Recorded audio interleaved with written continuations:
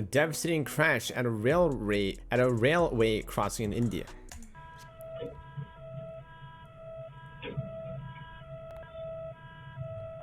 Wait, why are people still trying to cross?